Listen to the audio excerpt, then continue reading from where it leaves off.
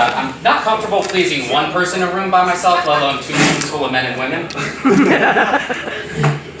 But my friends tell me I'm really good at impressions, which makes total sense because I'm a really big guy. If I'm sitting on one of these chairs, you're gonna know I was there.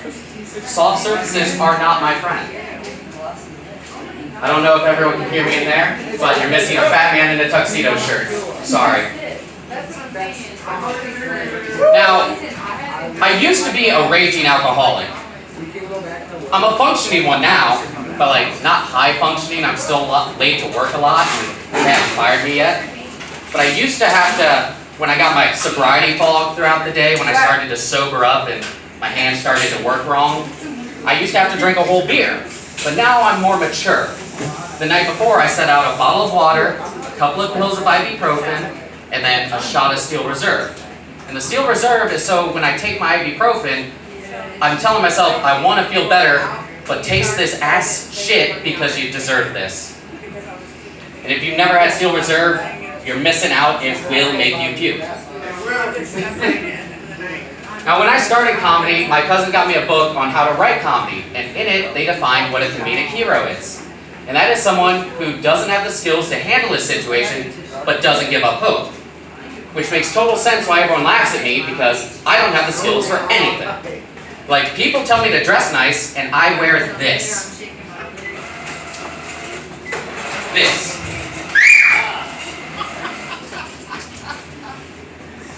Now, totally ruined the joke because I had to bounce between room to room, but we'll get through this, I promise. So, another thing people have given up hope on me for is my ability to talk to women. Like the joke I said earlier, not confident in that. And the first person who did it was my mom. And she did it in probably the worst way possible. When I was driving in the car with her, she looked at me and sang the Pussycat Dolls song, "Don't you wish your girlfriend was like me?" No! No, Mom.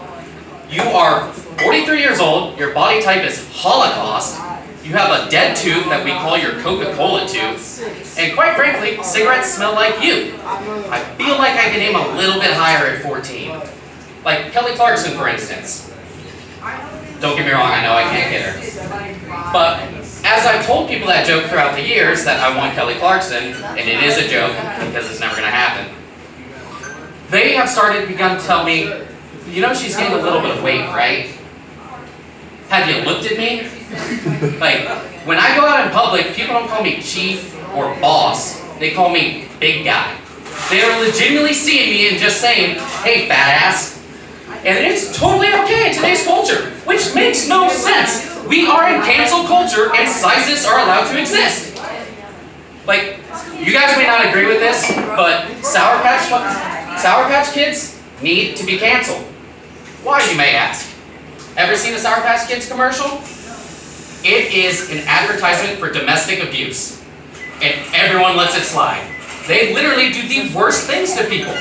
If someone were to come up and cut off your ponytail in any normal relationship, that would be absolutely terrible to do, and you wouldn't be able to come back from it. But because they're a sugary carb, everyone just lets it slide. Another thing most people have given up on me is my straightness. But my friends did have the balls to ask me that when I was younger, if I was straight. They would ask me, "Blake, are you a virgin by choice or..." I think, yeah, it's by choice. Not mine. A lot of people are choosing no. And they've done it in the worst ways possible. First time I asked a girl out, she said, "Don't worry, if it doesn't work out with someone else I like more, I'll date you." That wasn't cool. The next girl I asked out said, "Don't worry, I won't tell anyone you like me." Which you might think might be the most hurtful thing someone could say to someone. But after my mom's funeral, where I'm feeling just terrible, the girl that I'm absolutely in love with feels the words to encourage me and help me feel better are, "Blake, I can't wait to get married so that you can be the best man at my wedding." Which I have a ton of territory in the friend zone. I was not even aware the best man zone was a place I could be put. I wasn't aware I was that little of a threat to women. Now, don't get me wrong, I have gotten laid. Women make mistakes all the time. Yeah, They say that afterwards too.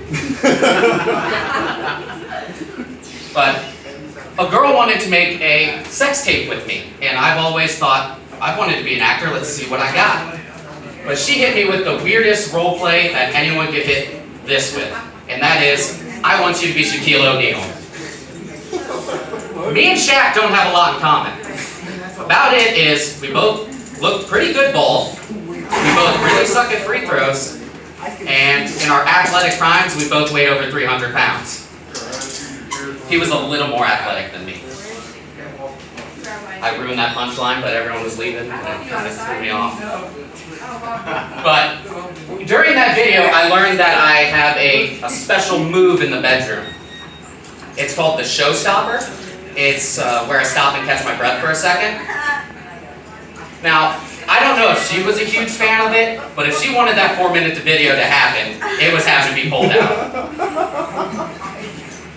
Now, the reason I know I have that move is because I have an asshole roommate who found the video online. And he thought it would be cool to timestamp every time I did the showstopper. Which would not have been a problem if the first time wasn't 37 seconds in. You could have skipped that one, bud. Could have skipped that one. Now, my roommate was a man who loved to take acid and meditate. I know that sounds so weird, dude who takes acid meditates. But I didn't know he meditated, and I went into his room one time, and he was meditating and all upset at me. I was like, man, I'm sorry. Didn't mean to, I didn't know you meditate. He's like, this is cool. I'm just all cottage cheese inside now. And I was like, cottage cheese? He's like, yeah, you know when you're trying to center yourself and you get all curdled up inside? I don't know what combination of drugs and large courage you got going on inside of you, dude, but you're set. You are set, stay there. I don't know if any of you guys are a fan of Tiger Woods, but I'm glad that he's actually back and able to golf and got over his knee and back problems. Now, he must never have heard the same thing that I heard about all athletes. Don't have sex with women because they make your knees weak. But no one ever told me that 120 affairs would be hell on the back, too.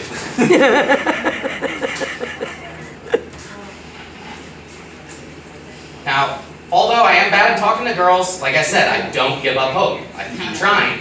And there was a girl sleeping on my couch when I was in my room one night and I wanted a glass of water. So I gave myself a pep talk. I was like, alright, go get that glass of water. She wakes up, ask her to come cuddle. You've got a king-size bed. She doesn't even have to be near you to say yes. She can sleep on the other side of the bed. If you can't get her to say yes to that, you have no game. Turns out I have no game. Because I tiptoe my way out there as quiet as I can, because I don't actually want to wake her up. That's embarrassing. Get back to my room, and as I'm to the door, I hear from behind me, Blake, is that you? So I know she's up. I turn around and go, shut up and go to sleep. Now, I meant to shoot my shot, and I just had the most unforced turnover of all time. Which really sucks, because earlier in the night I thought I set it up well.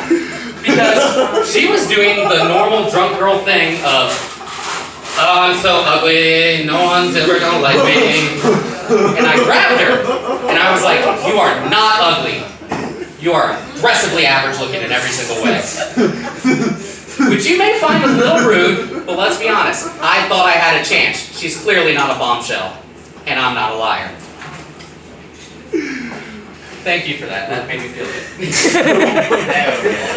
Hell yeah.